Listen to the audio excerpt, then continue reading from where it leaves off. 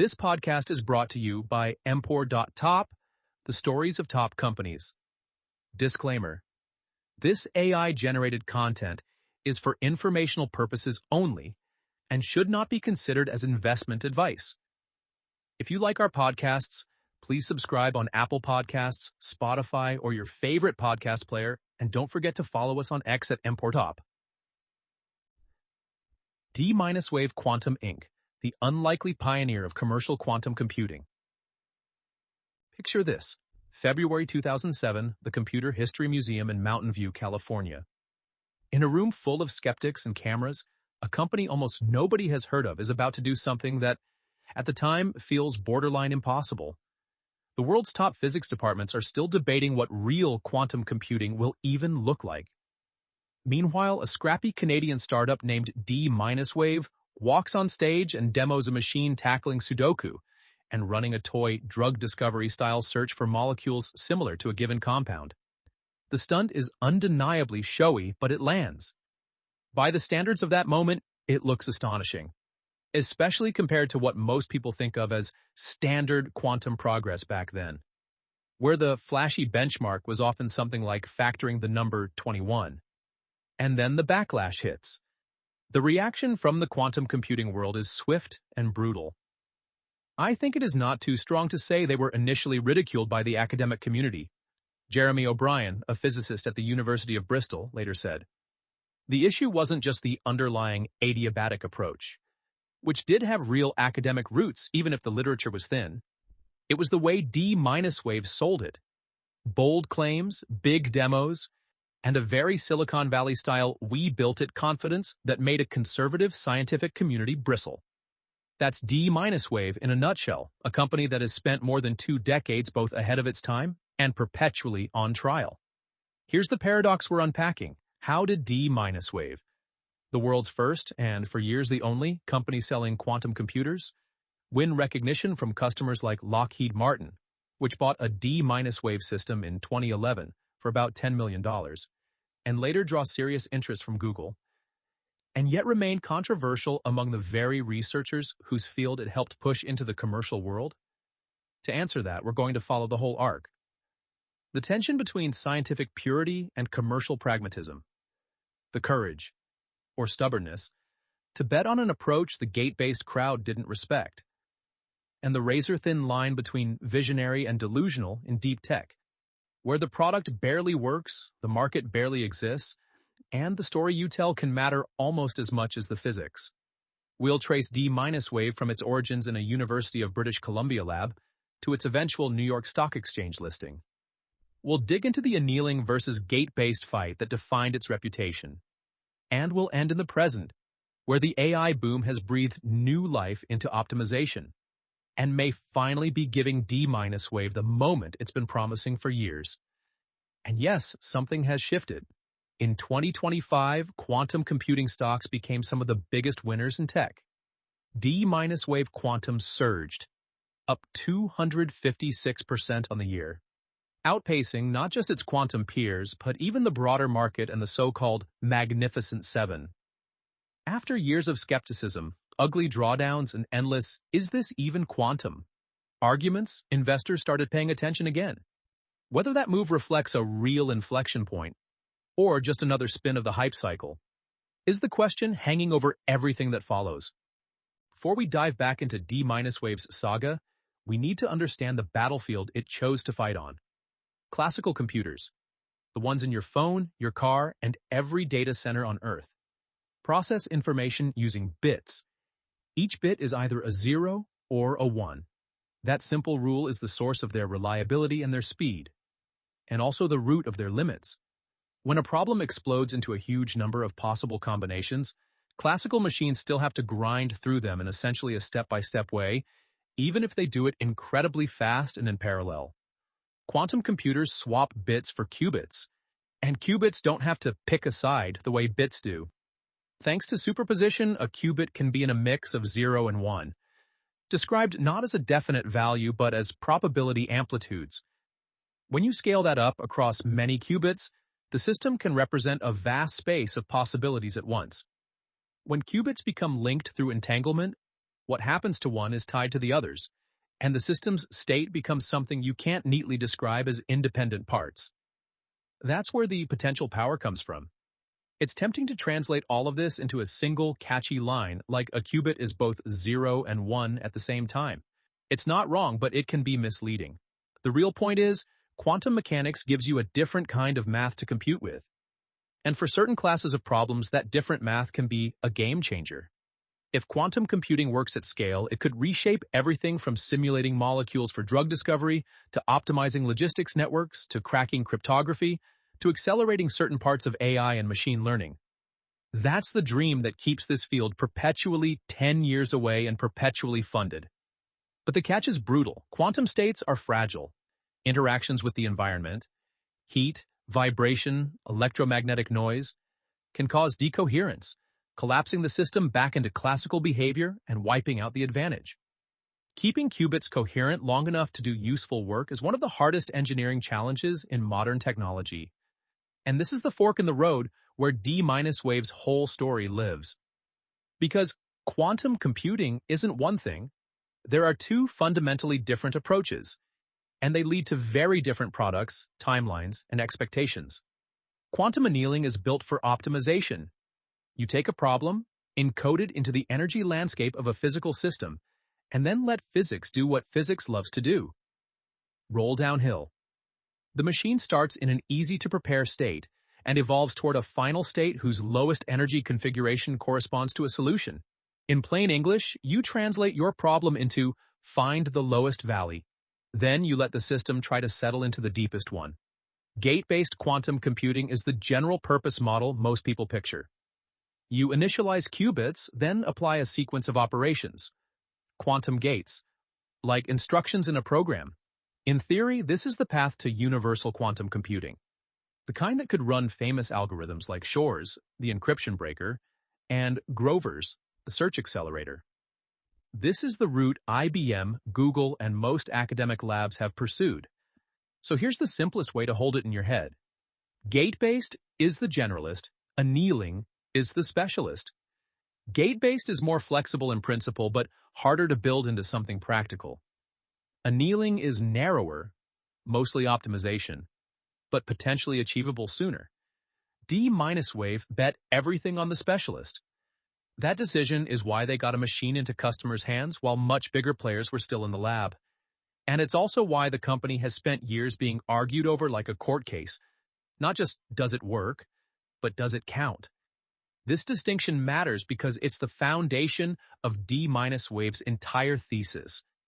The company isn't claiming it will be the universal quantum computer that does everything. It's arguing something far more pragmatic. That quantum annealing can deliver real value on real problems now. Or at least sooner. Even if gate-based universality remains a long way off. And whether you see that as a brilliant shortcut or a permanent dead end, determines how you interpret everything that comes next. D-wave starts with a founder who reads like a character someone would tone down in the edit, a wrestler who became a physicist who became an entrepreneur, and never really stopped being any of those things. I've been doing combative stuff since I was born, Geordie Rose once said, half joking, half confessing. For most of his early life, that meant wrestling, a sport he described as offering the least reward for the most work. He later quipped that the same could be said of D-wave. An unbearable amount of pain and very little recognition. Rose earned his PhD in theoretical physics from the University of British Columbia. He was also a two-time Canadian national wrestling champion, later won a world title in Brazilian Jiu-Jitsu, and went on to be named Canadian Innovator of the Year. On paper, it sounds like a jumble. In practice, it's a pretty clean through line: obsessive preparation, comfort with discomfort, and a willingness to take on problems other people avoid because they look impossible. D-wave itself was founded in 1999 by Haig Ferris, Geordie Rose, Bob Wines, and Alexandre Zagoskin. Ferris taught a business course at UBC where Rose did his PhD, and Zagoskin was a postdoctoral fellow. Even the name had a very physics lab-turned-startup origin. It referred to their first qubit designs, which used D-wave superconductors. From the start, the company carried this distinctive D-wave blend of academic credibility and entrepreneurial hustle. The first investment check arrived on May 28, 1999. In hindsight, that moment matters not just because it launched D-wave, but because it marked one of the earliest serious attempts to fund quantum computing as a commercial industry. After that, Haig and Geordi did what founders always do. They started making the rounds, trying to convince anyone with capital and curiosity to take a leap with them. The first yes came from Barry Lando, a friend of Haig's and a longtime producer of 60 Minutes. Paul Lee followed. Then Norm Francis came on board. His willingness to both show up for Haig's class as a volunteer and write a check into something this speculative helped get the whole thing moving. Eventually, they scraped together roughly $500,000 from investors around Vancouver. Not a war chest, just enough runway to keep the idea alive. And like a lot of ambitious Canadian startups, they eventually pointed themselves south and tried their luck with the real money. Rose and Ferris ended up on Sand Hill Road in the final days of the dot-com boom, pitching anyone who would take the meeting. One of Rose's first shots was Kleiner Perkins. He started explaining quantum computing, physicist mode, fully engaged. And about 30 seconds in, the investor cut him off and asked, "Where's your 6-month IPO?" Rose hesitated, trying to process the question. The investor didn't wait. Get out. Those early years were defined by a strategy that, in retrospect, feels like a startup trying to buy time while the world catches up. From 1999 to 2003, D-Wave's model was to fund academic research groups to explore ideas that might someday matter, and then own the resulting intellectual property. But by 2003, they decided it wasn't going to work. They needed to stop sponsoring science and start building hardware. That pivot changed everything. D-Wave went from a portfolio of bets to a single, brutal, all-in engineering program. Build a real quantum computer. One of the first key hires in that era was Andrew, an experimental physicist who became central to the hands-on work, taking the company from its earliest lab steps toward the systems it would eventually ship. Rose later called the earlier model just a bad idea. His new obsession was adiabatic quantum computing, an approach that naturally fit optimization problems, where you're not asking for one correct answer so much as the best answer. The easy way to picture it is the wedding seating chart problem. You're trying to satisfy a pile of competing constraints at once. Best friends near each other, sworn enemies apart, family politics managed, until the whole arrangement settles into something that's lowest energy, meaning least conflicted. Or think protein folding, finding the most stable configuration out of an astronomical number of possibilities. These weren't parlor tricks. They were the kinds of real-world problems that seemed tailor-made for the one thing annealing promised, letting physics search a landscape of trade-offs. The financing story kept evolving too, and it only got stranger.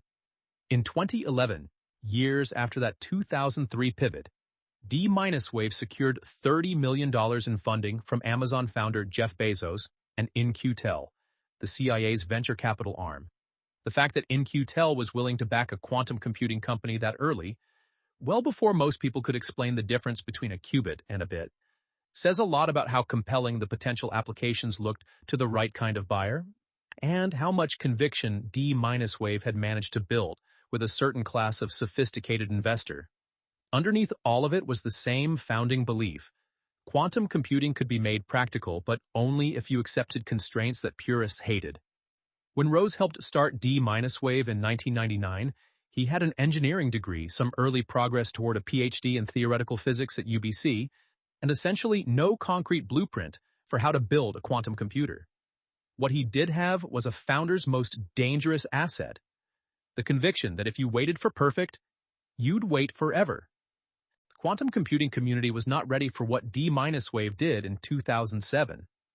On February 13, 2007, at the Computer History Museum in Mountain View, California, D-Wave rolled out the Orion prototype, a 16-qubit quantum annealing processor. Later that same year, on November 12th, D-Wave demonstrated what it said was a 28-qubit quantum annealing processor. fabricated at NASA's Jet Propulsion Laboratory Microdevices Lab in Pasadena. This wasn't just a demo. It was a dare. At the time, academic labs were still treating a few entangled qubits as a publishable milestone. D-wave, meanwhile, was publicly running applications, most famously solving a Sudoku puzzle. And that's exactly where the mistrust crystallized. Many computer scientists and physicists argued the device was being driven by plain old classical physics, not quantum mechanics. The criticism got sharp fast, and it got personal. A common charge was that D-wave hadn't produced convincing evidence that the device was genuinely quantum mechanical. To skeptics, the company looked like it had built an extremely expensive, inefficient classical machine, and then wrapped it in quantum marketing.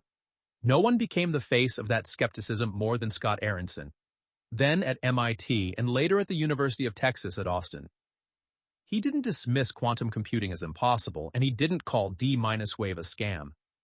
But he did argue that their behavior triggered every alarm bell scientists are trained to recognize.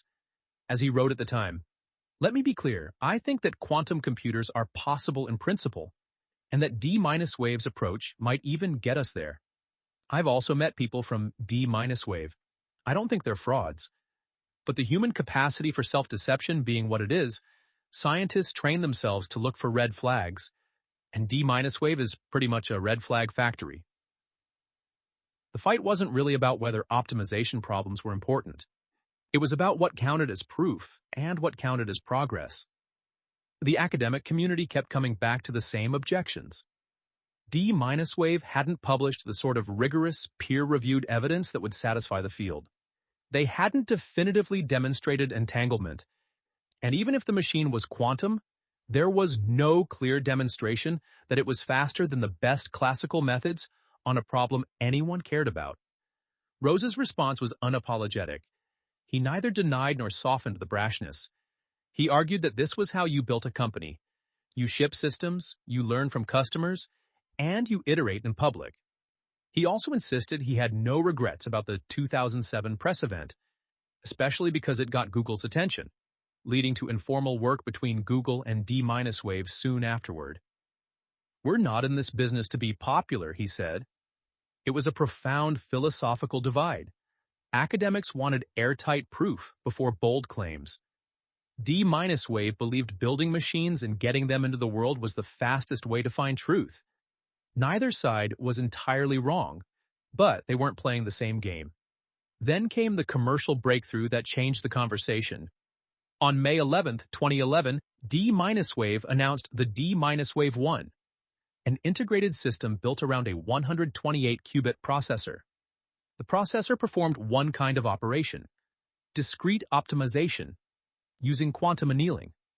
D-wave called it the world's first commercially available quantum computer, and the price tag being quoted was about $10 million. The headline customer was even more important than the headline price. Back in November 2010, Lockheed Martin had signed a multi-year contract with D-wave to explore applying quantum annealing to some of Lockheed's most challenging computation problems. Now, with the D-wave 1 announcement, that relationship became the signal the industry couldn't ignore. A serious buyer was taking this seriously. Lockheed wasn't buying on vibes. According to communications manager Thad Madden, Lockheed spent a year reviewing the D-wave 1 before purchasing. The company said it planned to use the technology to help build cyber-physical systems, integrating software with environmental sensors. Lockheed researchers also developed an algorithm aimed at a particularly thorny problem, determining whether software code is bug-free. They argued that with classical computers, you could never be completely certain. Ray Johnson, Lockheed Martin's chief technology officer, put it bluntly. "You would never know for sure if classical computer code was clean. But now you can say with certainty," he said, "we have great hope and confidence in the ability of the computer to scale to real-world complex problems." For Rose, the sale was the proof point he'd been chasing. Quantum computing, he argued, was finally starting to deliver on its decades-long promise. Aronson wasn't persuaded. A flagship company buying a system didn't settle the science.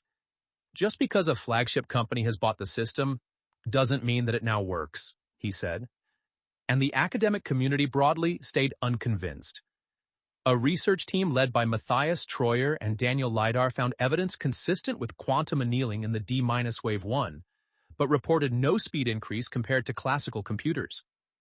They built and ran an optimized classical algorithm on the same type of problem and didn't see D-wave pulling away. But here's the thing. For D-wave, the Lockheed deal wasn't about winning a debate. It was about proving you could sell the future before everyone agreed it was real.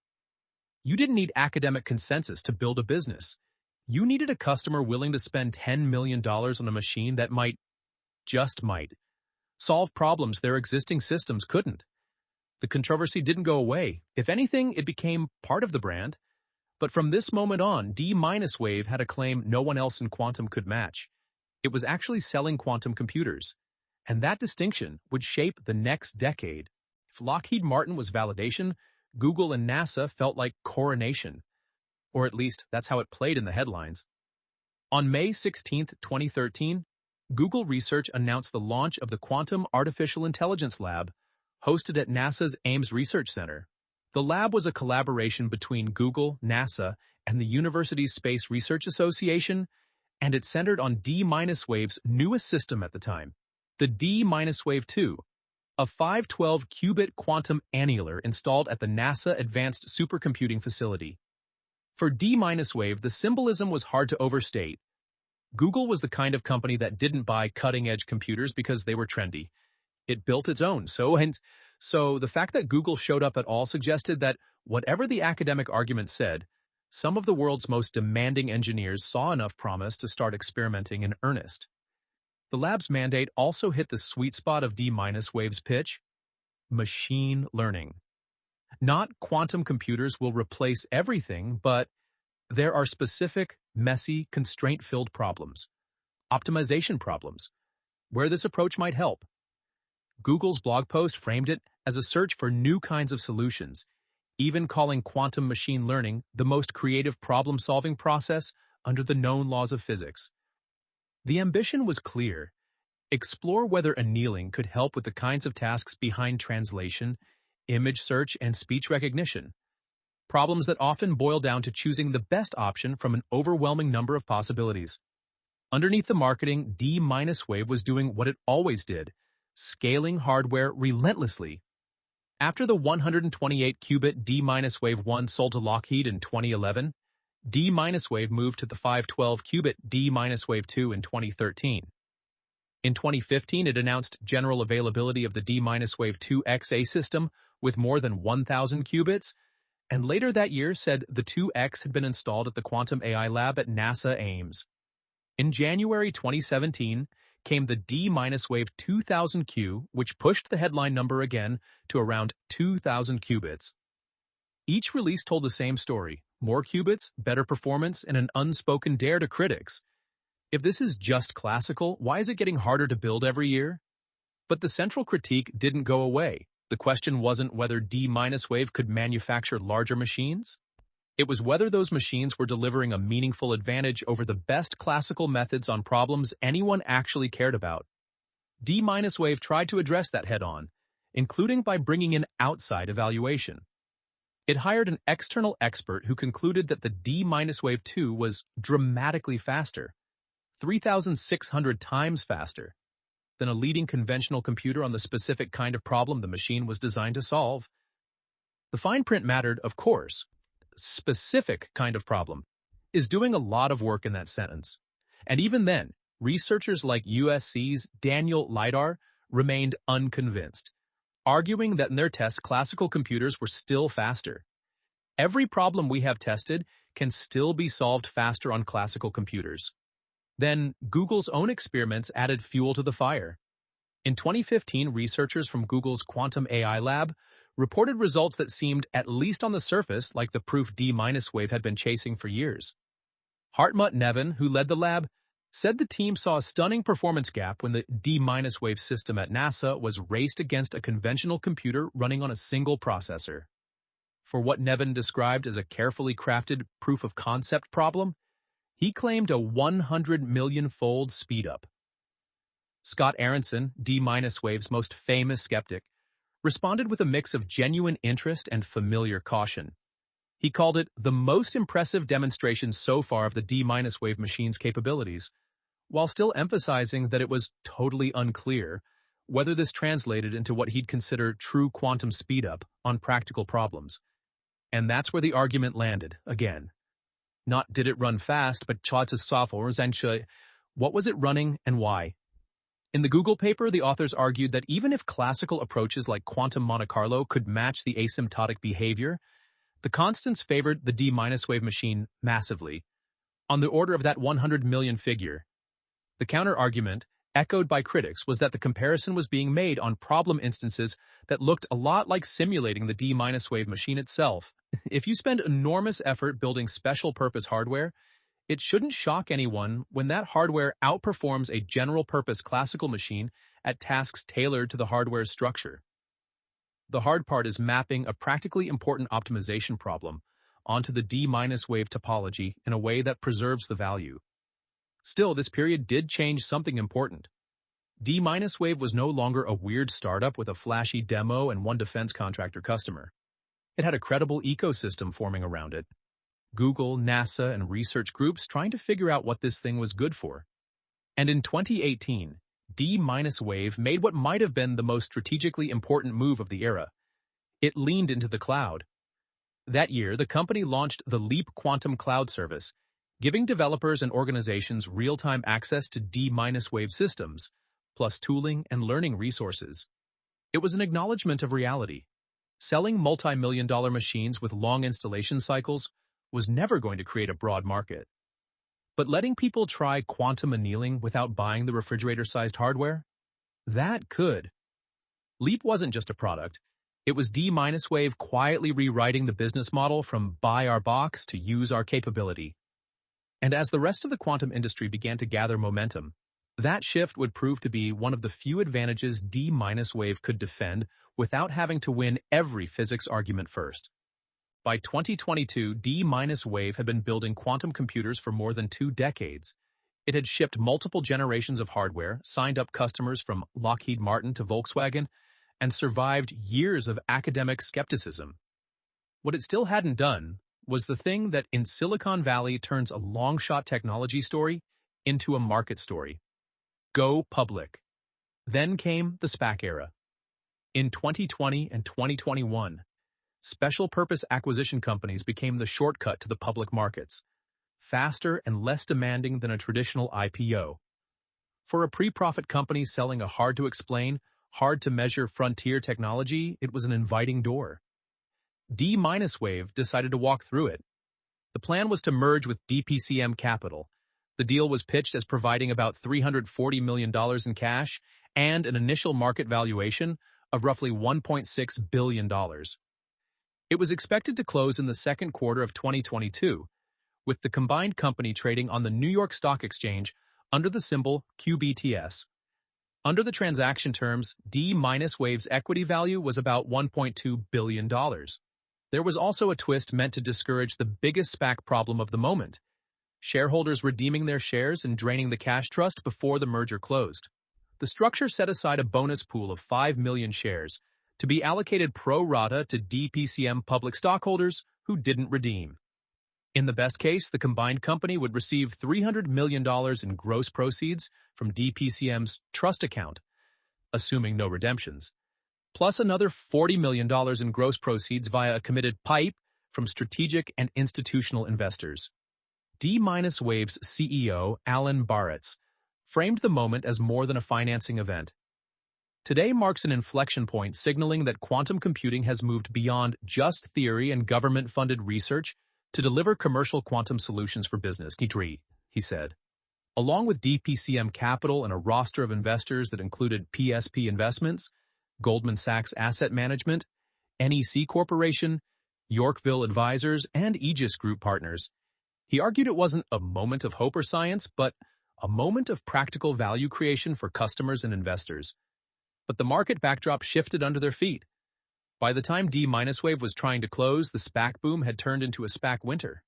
And the thing that was supposed to be assuming no redemptions became the thing that defined the deal. D-wave disclosed in a filing with U.S. regulators that DPCM shareholders had redeemed $291 million worth of shares, gutting the expected funding from the trust account. It wasn't just D-Wave. Other quantum companies that had gone public through SPAC mergers, including Rigetti Computing and IonQ, were already struggling to hold their share prices. Still, the merger crossed the finish line. On August 5, 2022, DPCM Capital announced the completion of its business combination with D-Wave. D-Wave Quantum Inc. became the parent company of both DPCM Capital and D-Wave, and trading began on August 8, 2022 on the NYSE under QBTS for common stock and QBTS-WS for warrants. The investor pitch was clean and ambitious. D-Wave positioned itself as the only company with a complete end-to-end quantum solution: hardware, software, a real-time quantum cloud service, developer tools, and hybrid solvers, and said it was the only company building both annealing and gate model quantum computers. It emphasized 5 generations of product delivery, a portfolio of more than 200 patents spanning both annealing and gate-based approaches, and commercial relationships that included nearly 24 Forbes Global 2000 companies. On the numbers, the story was still early stage. CFO John Markovich told investors on a webcast that the company had built a bottoms-up 5-year plan, projecting more than 160% revenue growth over the following 5 years, starting with a targeted $11 million of revenue for 2022. He added that about 40% of that $11 million objective was supported by contracted bookings. Public markets didn't reward early-stage narratives for long in 2022. After trading around $10 per share initially, D-Wave's stock became volatile, with a 52-week range from $3.74 to $46.75, and the fundamentals were still tough. Revenue remained in the single-digit millions while operating losses grew. D-Wave kept burning cash on R&D and on the expensive work of selling and supporting frontier hardware and cloud services. For a company valued at more than $1 billion on promise, this present-day business still looked embryonic. But there was one undeniable milestone. D-Wave was now public. It had access to capital markets, analyst coverage, and the unforgiving discipline of quarterly reporting. Whether that new status would help it survive long enough to reach quantum's long-promised inflection point was still an open question. Then, ChatGPT happened. The AI boom that kicked off in late 2022 didn't help D-Wave because D-Wave was suddenly doing generative AI. It helped because it changed the conversation about computing. Overnight, the world woke up to a new, bottomless appetite for computation, and a new anxiety about the limits of classical hardware. If the next decade was going to be defined by optimization, of models, of infrastructure, of supply chains, of energy, then D-Wave's long-running pitch started to sound less like a detour and more like an angle. D-Wave leaned into that moment and repositioned around what it had always been best at: optimization. Its hardware story had already taken a big step in 2020 with Advantage, an annealing system featuring more than 5,000 qubits and 15-way qubit connectivity. Along the way, D-Wave had continued to attract funding from a mix of backers including In-Q-Tel, Goldman Sachs, BDC Capital, and PSP Investments. And it wasn't starting from zero on credibility. Its early customer roster still read like a roll call of serious institutions: Google, NASA, Lockheed Martin, and Los Alamos National Laboratory. Next up was Advantage 2. In 2021, D-Wave announced the next-generation system that would become Advantage 2, with delivery expected in late 2024 or early 2025.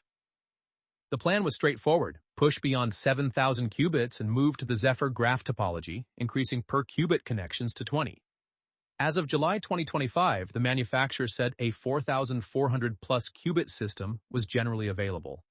On the business side, something finally started to move.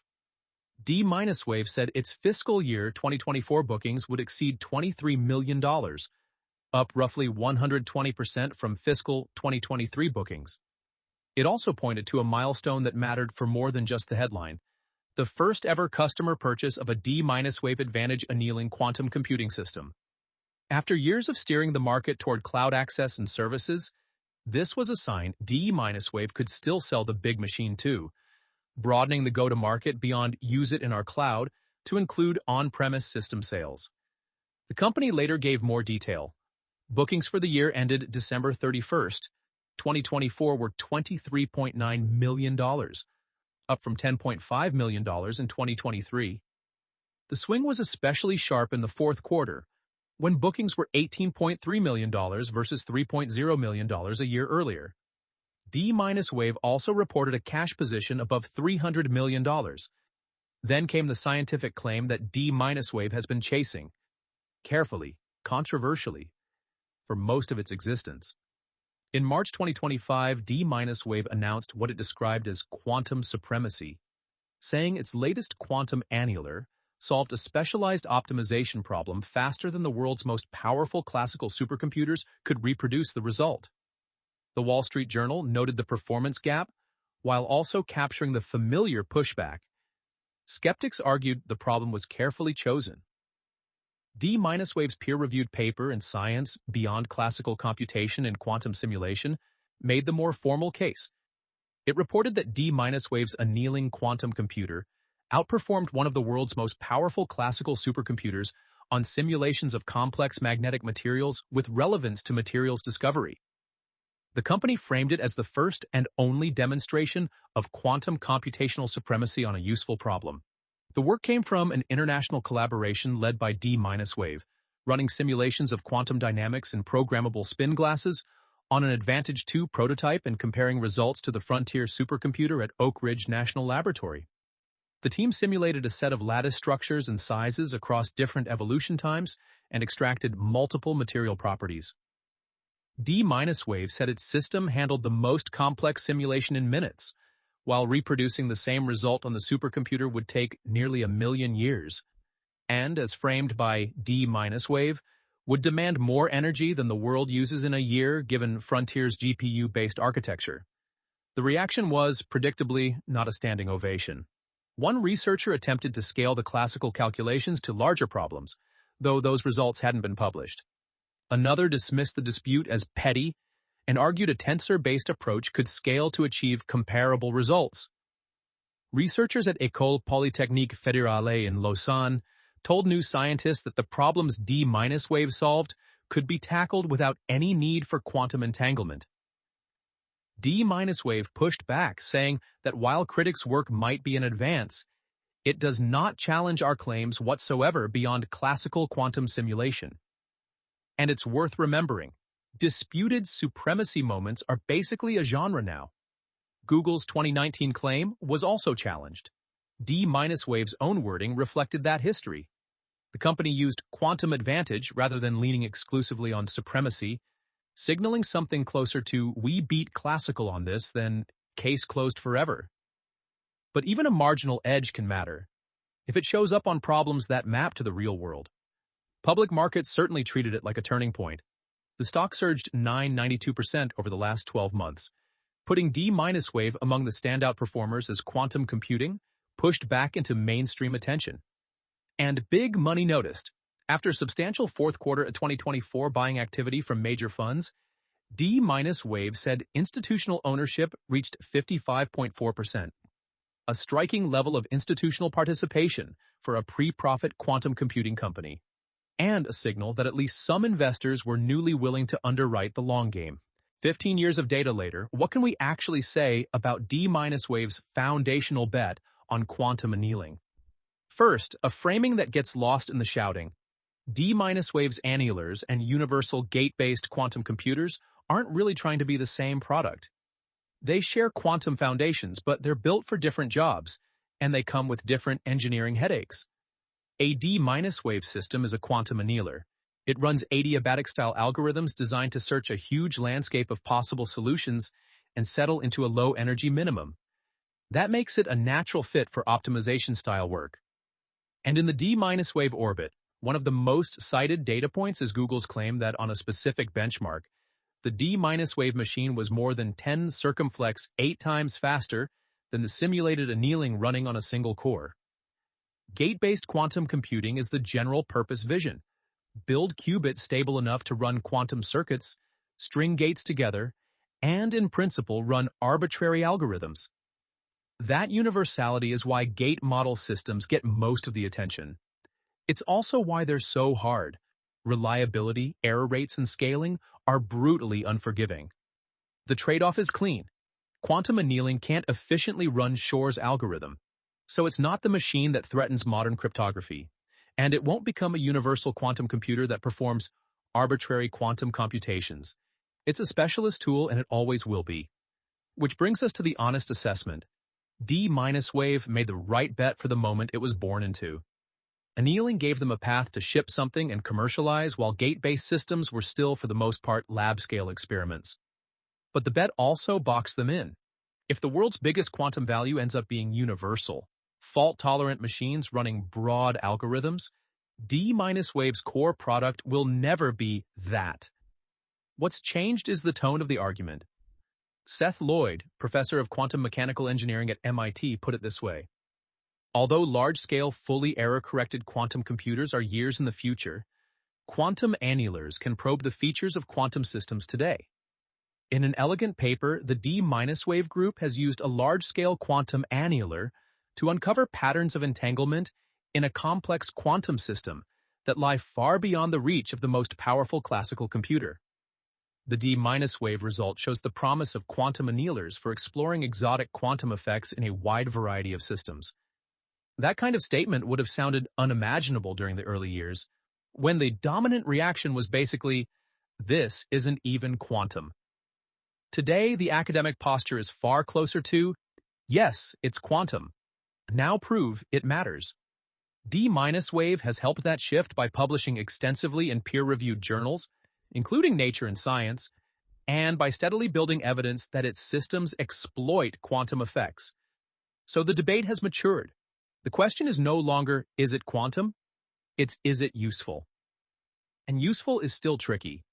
The research increasingly suggests the machine really is quantum in its behavior, but it's not yet settled that this particular kind of quantum computer reliably beats the best classical approaches on broadly practical problems. Annealers solve a narrow class of problems. Even when the machine looks strong on carefully constructed instances, you still have to do the messy, real-world work of encoding your business problem into the machine's format. And it's not obvious that this translation doesn't eat the gains. In other words, pragmatic applications may still be some distance away. From D-Wave's perspective, the counter-argument has always been simple. While the academics debated definitions and benchmarks, D-Wave built. They shipped systems, acquired customers, and generated revenue. Their staying power through years of volatility is, in their telling, the payoff from being early and relentless in quantum annealing. So who was right? The gate-based camp was right about universality. Annealing is not the road to Shor's algorithm and general-purpose quantum computing. D-Wave was right about timing. Annealing gave them something they could deliver years before the universal dream could leave the lab. The remaining question, and it's the one that will decide whether this is a great niche business or a foundational computing company, is whether D-Wave can turn its annealing lead and customer base into durable value beyond the narrowest optimization demos. D-Wave's business model has had to grow up fast. For years, the company was defined by a single daunting proposition. If you wanted to work with D-Wave, you bought a very expensive, very specialized machine. Over time, that shifted into a three-part revenue engine: selling on-premises systems, selling access through its Leap Cloud platform, and selling professional services to help customers figure out what to do with the technology in the first place. That evolution shows up in the financials. Revenue for the 6 months ended June 30th, 2025 was $18.1 million, up from $4.6 million for the same period in 2024.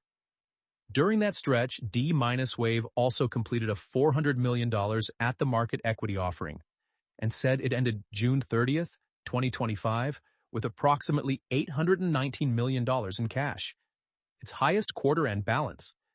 It also announced general availability of Advantage 2, which it described as its most advanced and performant system. The headline moment inside those results was a throwback to D-Wave's original model, selling the actual box. In the first quarter of 2025, D-Wave reported $15 million in revenue, up 509% from a year earlier. and said $12.6 million of that came from selling an Advantage 2 system to the Jülich Supercomputing Center.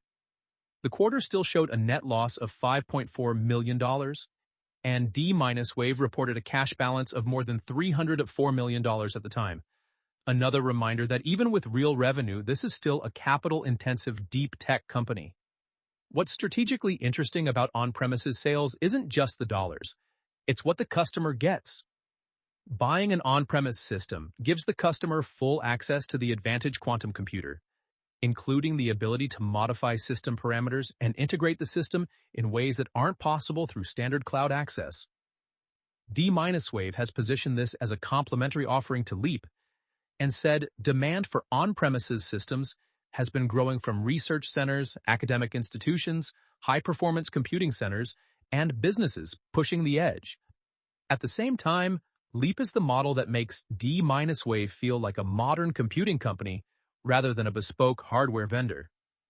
Advantage 2 is integrated with hybrid solvers in the Leap Quantum Cloud Service, which D-Wave says support problems with up to 2 million variables and constraints, framing it as a way to run large-scale business-critical applications in production. Leap is available in more than 40 countries, and D-Wave emphasizes the enterprise basics: 99.9% availability, sub-second response times for QPUs, and SOC 2 Type 2 compliance. The customer list in 2025 reflects the split between research credibility and commercial pull. D-Wave signed new and renewing engagements across both categories, including E.ON, GE Vernova, the UK's National Quantum Computing Centre, Nikon, NTT Data Corp, NTT Docomo, Sharp, and the University of Oxford. Usage data has become part of the story too, because in cloud businesses, adoption is the product. D-Wave said more than 20.6 million customer problems had been run on Advantage 2 prototypes available through Leap since June 2022, with customer use up 134% in the last 6 months. It also pointed to examples. Japan Tobacco used an Advantage 2 prototype in a proof-of-concept project that combined quantum computing and AI for drug discovery, and both Jülich and Los Alamos National Laboratory have used the prototypes in their research programs. And then there's the question that hangs over every quantum company that isn't yet consistently profitable: runway. D-Wave continued to report losses as it invested in R&D and go-to-market. It reported a $27.7 million operating loss in the third quarter alone, and an adjusted net loss of $18.1 million, along with negative free cash flow of $55.8 million year-to-date. Cash burn is a real risk for development stage companies, but D-Wave also reported $836.2 million in cash on its balance sheet, which it said should fund operations at its current level for several years. The go-to-market shift might be the cleanest summary of all of this. D-Wave went from buy a multi-million-dollar system to try it first. Advantage 2 is available through Leap in 42 countries, and customers can explore it through D-Wave's Quantum Launchpad program, which offers 3 months of free access for testing and development.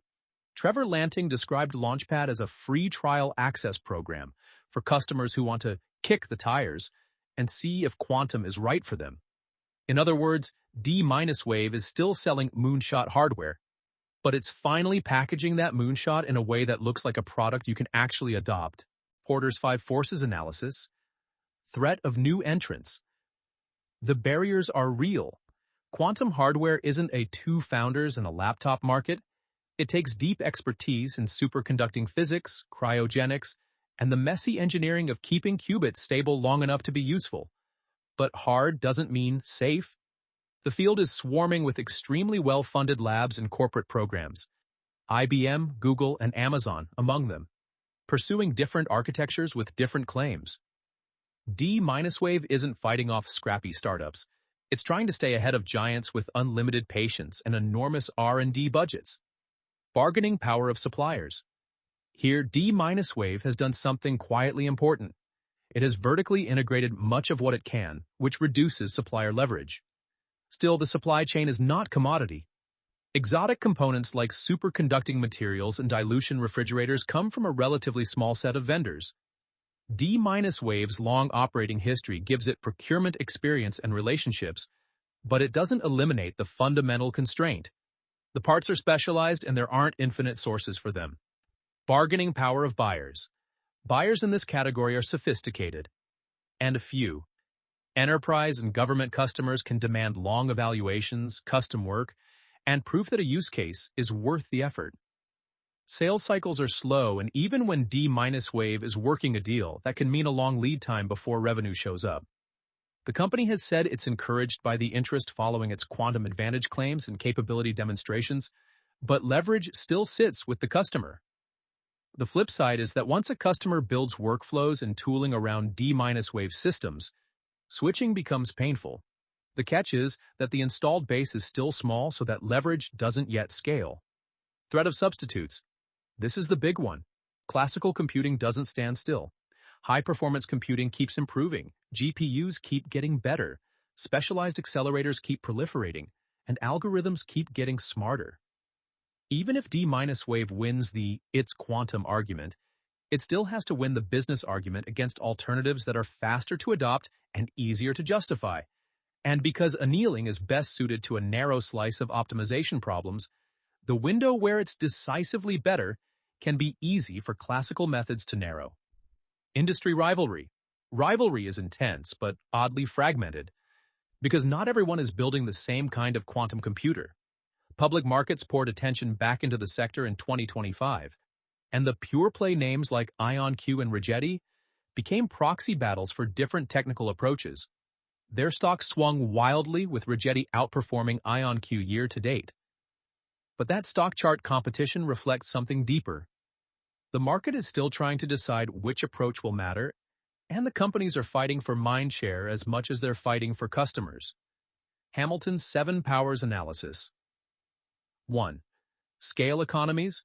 Limited. Quantum systems are still closer to bespoke hardware than mass-manufactured products.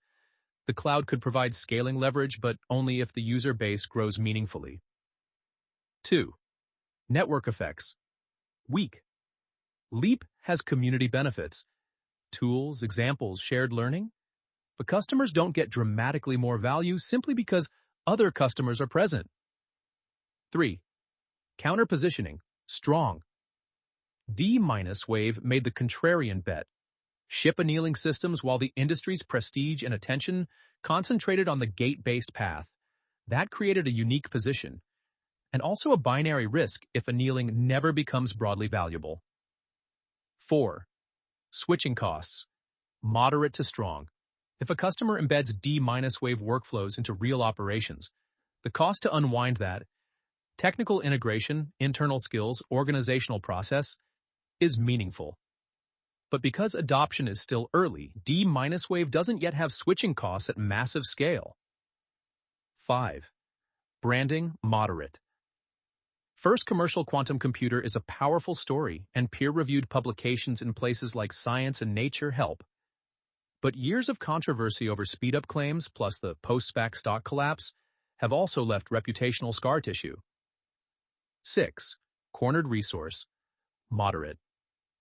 D-Wave has delivered 5 generations of systems and built a portfolio of more than 200 patents spanning both annealing and gate-based quantum computing. That's a real moat in expertise and IP, but it's not unassailable in a world where giants are investing heavily in competing approaches. 7. Process power. Emerging. 15-plus years of building, running, and supporting quantum systems turns into hard-to-copy institutional muscle memory. Leap adds another layer. Production-grade access to quantum computers and hybrid solvers, with enterprise expectations around reliability and security. D-Wave has said, Leap delivers 99.9% uptime and has supported customers running hundreds of millions of business and research problems since launching in 2018. Synthesis. D-Wave's edge comes from being early, contrarian, and operationally experienced. Counter-positioning plus emerging process power. What it lacks are the classic compounding advantages of modern tech. Massive scale economies and strong network effects. That leaves the company in a precarious but interesting position.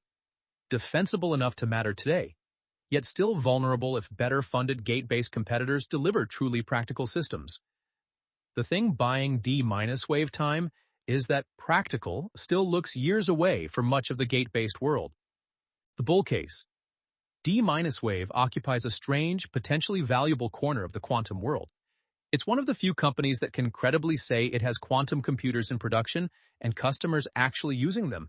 With the general availability of Advantage 2, D-wave is effectively doubling down on the pitch it's been making for years. This is a commercial-grade annealing system, designed not for science fair demos but for real workloads in optimization, materials simulation, and certain AI-adjacent problems. The science publication is the kind of milestone D-wave has chased since the Orion days. Peer-reviewed, mainstream validation that its machine can do something classical systems struggle to reproduce. In D-wave's framing, the work showed its system modeling the behavior of magnetic materials in a way that pushes beyond what today's classical supercomputers can practically simulate. The company has described it as the first instance of quantum supremacy on a problem with practical relevance, an important distinction from earlier "we beat classical" headlines that revolved around abstract or synthetic benchmarks. Customer traction is also starting to look more tangible.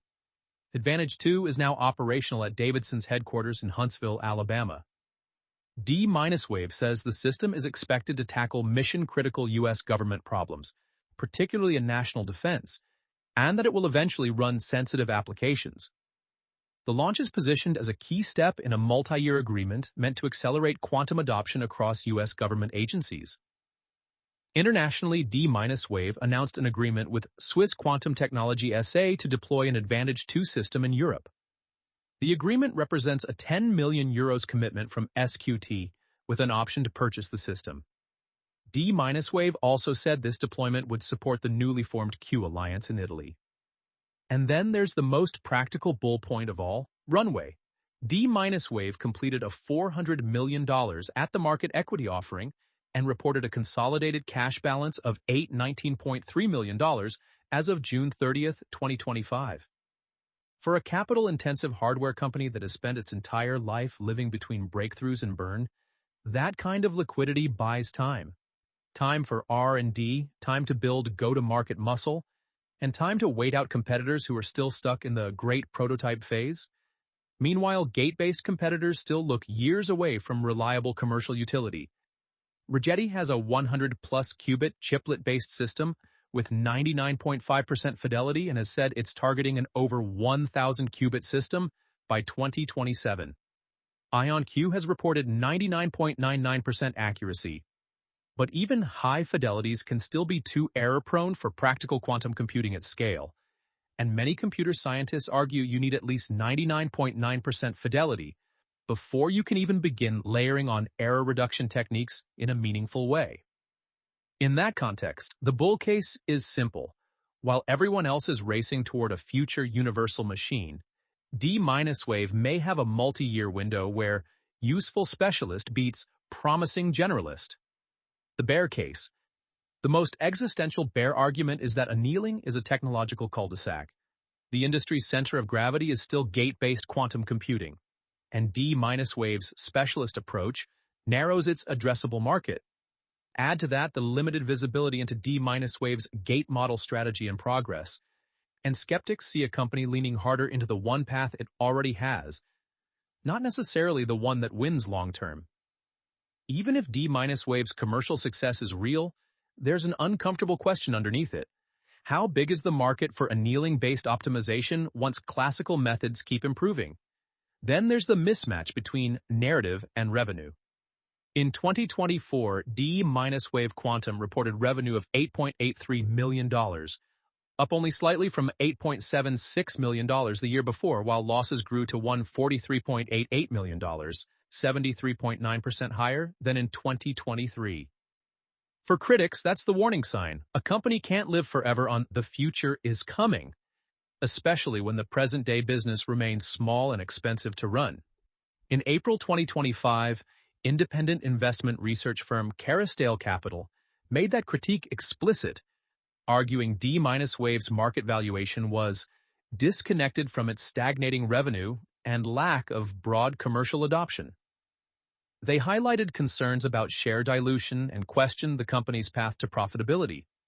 The scientific claims, too, remain contested in the way quantum claims almost always are.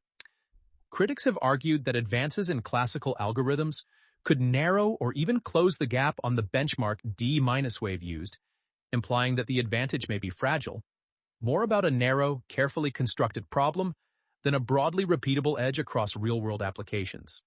Finally, there's dilution. D-wave has raised capital repeatedly through at-the-market offerings, expanding the share count and creating a persistent risk for shareholders. The company's completion of a $175 million equity offering adds working capital, but it also reinforces the bear point. Funding the journey has often meant issuing more stock, and there's no guarantee that future progress won't require more of the same. D-wave operates in a quantum computing market that feels paradoxical. It's crowded with competitors, yet still oddly empty of proven, repeatable commercial applications. On the gate-based side, IonQ has introduced its tempo system with an algorithmic qubit score of 64, and it has claimed that its computational space is 260 million times larger than its commercialized Fort system.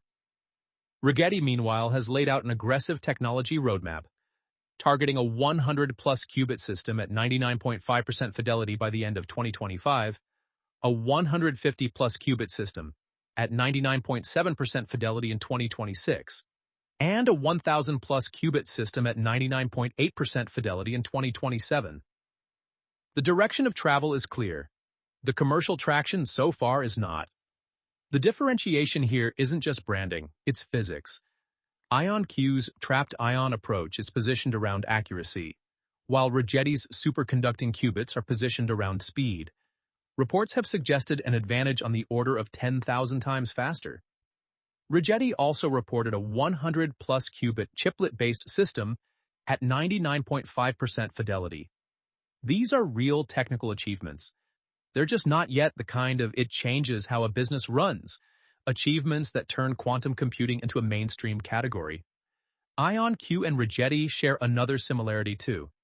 Both are marching toward fault-tolerant quantum computing. Both lean on government relationships, including work with partners like DARPA, and both emphasize a future that includes next-generation quantum networking. In other words, they're building for the long game because they have to. And then there's the looming strategic reality that hangs over all of them, the hyperscalers.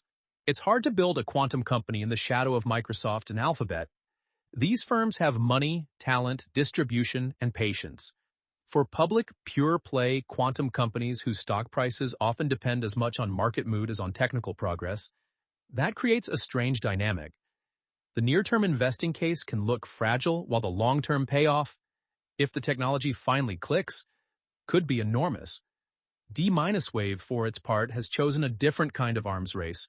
Instead of chasing universal fault tolerance first, it keeps pushing scale on annealing hardware. Trevor Lanting put it bluntly, the company has talked about a roadmap to 100,000 qubit processors, and Advantage 2 is framed as a key step toward that, through scaling processor fabrics and developing multi-chip architectures. The other pillar of D-wave's forward story is the AI wave. The company increasingly positions itself not as a quantum computer you might need someday, but as an optimization engine that plugs into the reality of modern machine learning systems. Optimization problems are everywhere in AI. How you allocate compute, how you schedule jobs, how you route data, how you tune models. As AI workloads grow, the hunger for new computational approaches grows with them. And that's the cleanest statement of D-wave's bet. While more general-purpose quantum processors are still early and experimental, annealing systems are designed for large-scale optimization problems like route planning, scheduling, and certain machine learning tasks. The messy, constraint-heavy problems where classical computing can struggle to find good answers quickly at scale. Whether that niche becomes a bridge to something bigger or the ceiling of the business is what the next chapter of quantum will decide. D-wave's quarter-century journey offers lessons that reach well beyond quantum computing. On deep tech entrepreneurship, D-wave showed that you can commercialize a frontier technology before the scientific establishment is ready to bless it. But the price is living under a microscope. We're not in this business to be popular. Geordie Rose said. Easy to declare, harder to endure when your work is publicly dismissed as a red flag factory. On market timing, D-wave was early. Maybe a decade early. In deep tech, early doesn't mean first mover advantage so much as long, expensive waiting room. You spend years funding R&D, supporting customers, and building the ecosystem while the killer applications and buying behavior slowly catch up. Along the way, you have to survive more than one quantum winter, when interest drops and capital gets scarce. On the credibility tightrope, D-wave's biggest opportunities and biggest problems came from the same place: how it told its story. The adiabatic approach had real academic roots, even if the literature was thin. What set off alarms was the go-to-market posture, press events and big claims before the kind of sober, peer-reviewed characterization that much of the quantum community expected. Scott Aronson, in particular, didn't hide his view. They are marketing types who are trying to make the most dramatic claims possible. Whether you agree or not, the takeaway is clear. In science-adjacent industries, credibility is not a nice-to-have. It's a product feature. On pivoting in hardware, software companies can change direction in weeks. Hardware companies do it in years with factories, supply chains, and physics in the loop. D-waves shift from primarily selling machines to offering cloud access to packaging hybrid solvers alongside the hardware is what adaptation looks like when every iteration is capital-intensive and slow. On managing hype cycles, quantum computing doesn't move in a straight line. It moves in waves. Breakthrough headlines, then disappointment, then a new narrative. D-wave survived by finding investors willing to be patient, and by accepting that sustaining losses during down cycles is sometimes the admission price for staying alive long enough to catch the upcycle. On the good enough bet, D-wave's core wager was pragmatic. Deliver a specialist tool for optimization, rather than wait for a universal, fault-tolerant quantum computer. That got them to customers sooner, and it gave them a real product to iterate on.